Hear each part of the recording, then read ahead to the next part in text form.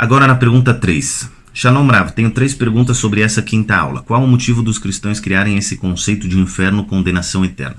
Então, é muito importante entender que os cristãos eles têm 2 maneiras de tentar enganar as pessoas, ok?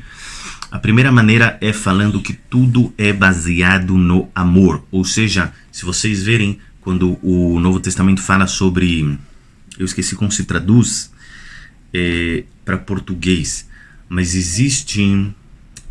Eu esqueci o nome daquele povo. Porém, existe uma história no Novo Testamento que primeiro passou um sacerdote, sim, ele viu uma pessoa jogada no chão e ele não ajudou.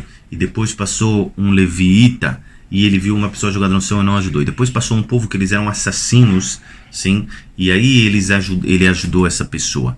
Então, o conceito primeiro é que tudo é amor, ou seja, Hashem ama a todos e o principal é você propagar o amor, que isso é um conceito que é verdade somente em partes, que nem a gente já falou, que cada lugar e cada característica que nós temos tem o seu lugar correto. O amor não é para ser dado para todas as pessoas, do mesmo jeito que o ódio muito menos é para ser dado para todas as pessoas, porém existem momentos corretos de usar cada uma das características que a Hashem nos deu. Então, Jesus, por ele ser um bastardo, ele não poder casar pela lei, então ele propagava essa ideologia de amor, porque era o que faltava na vida dele. Mas, posteriormente, quando os Césares adotaram a ideologia que Jesus havia inventado, então eles precisavam agora dominar o povo. Para dominar o povo, a maneira mais fácil de dominar um povo é causando medo. Então, era muito fácil falar que quem não aceitar Jesus, isso é uma frase que eles falam muito, aceitar Jesus, como se o trabalho no nosso mundo aqui fosse aceitar algum conceito. O trabalho aqui é muito mais difícil do que aceitar qualquer conceito. Mas se você não aceitar Jesus, então você vai para o inferno, vai queimar e vai sofrer eternamente. Isso era uma maneira de conquistar as massas ideologicamente, sim? Para impedir revoltas, porque a pessoa ela tem um sentimento de culpa e ela acaba não se revoltando com aquele César. Segunda pergunta, uma alma que passa pelo Gueinom, mesmo que tenha cometido as maiores atrocidades no mundo, ela será limpa? A resposta é sim, ela será limpa, mesmo que ela cometa as maiores atrocidades, é por isso que tem o Gueinom. É claro que depois que ela é limpa, então ela vai de acordo com os seus atos, ela vai para um nível espiritual que ela merece, dependendo dos atos que ela fez. Existe um tipo de pessoa que ele não é limpo no Gueinom e é muito simples o porquê, eu já expliquei. Essas são as pessoas que matematicamente não tem como limpar eles. Ou seja, pessoas que eles causam, até mesmo depois da sua morte, que outras pessoas pequem. Por exemplo, uma pessoa que ela inventou uma idolatria. Na hora que ela inventa uma idolatria, então mesmo depois que ela morreu e ela vai para o Gueinom para se limpar dos pecados que ela fez em vida, isso não ajuda, porque mesmo depois da morte dela, diversas pessoas continuam pecando por culpa dela. Cada pessoa que peca, ela recebe a punição. E já que pessoas pecam constantemente por causa delas, e milhões de pessoas pecam, então não tem como dar a punição suficiente para essa pessoa no Gueinom. Então toda hora o Gueinom dela ele é renovado, sim, através dos pecados que essa pessoa causou. Esse Gueinom é renovado, e somente depois que terminar o mundo, aí sim essa pessoa conseguirá ser limpa, e aí está escrito que ele vai para o nível mais baixo que existe de Gan Eden. Terceira pergunta, depois que a alma passa pelo Gueinom, ela vai para o Gan Eden? Seria o Jardim do Éden? Então a resposta ela depende. Depois que a pessoa é limpa do Gueinom, primeiro ela vai para um lugar que é o Gan Eden das almas. O Gan Eden das almas não é nesse mundo, e ela fica lá esperando até que Hashem renove o mundo, que nem eu falei para vocês no ano 7000.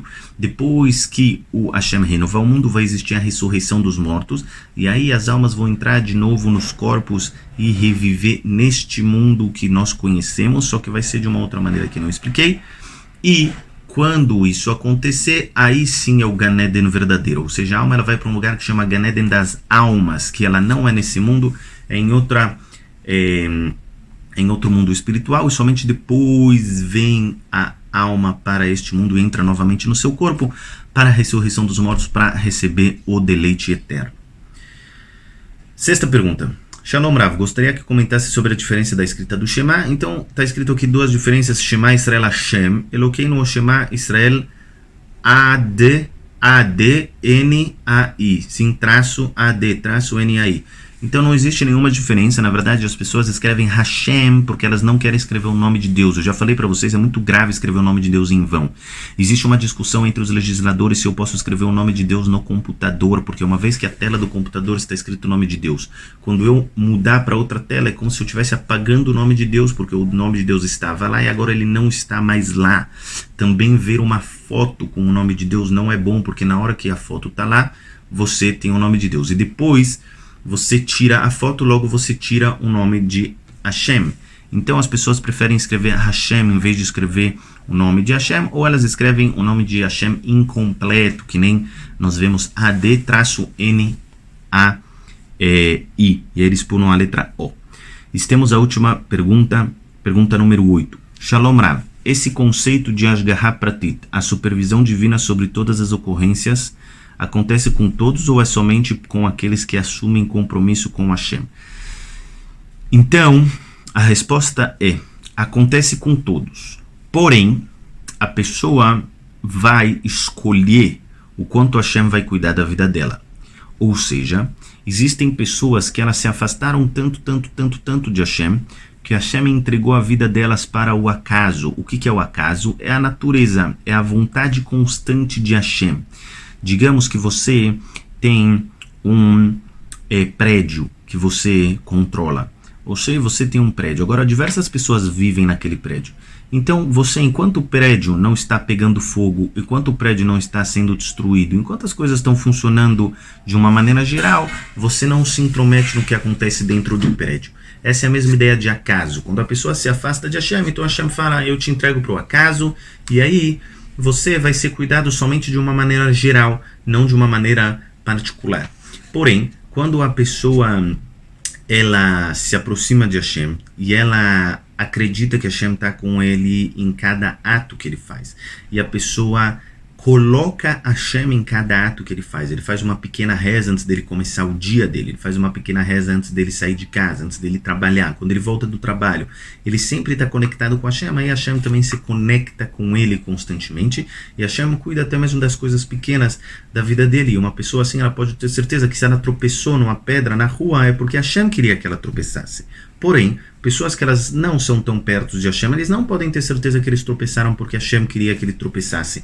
Talvez foi somente uma coisa do acaso, que Hashem não prestou, entre aspas, não prestou atenção nele naquela hora, porque Hashem decidiu não prestar atenção nele. Porém, quanto mais eu me aproximo de Hashem, mais Hashem se aproxima de mim, e aí cada coisa que acontece na minha vida será de uma maneira com Ashgaha Pratit. Então, a gente fica por aqui nesse vídeo de perguntas e respostas. Eu falei, é muito importante vocês assistirem algumas vezes esse módulo de Emuná, mesmo que as aulas são curtas, elas têm muito conteúdo, um conteúdo muito profundo, que quanto mais a pessoa se aprofunda neles, com certeza vocês vão encontrar mais sabedoria e mais proximidade de Hashem.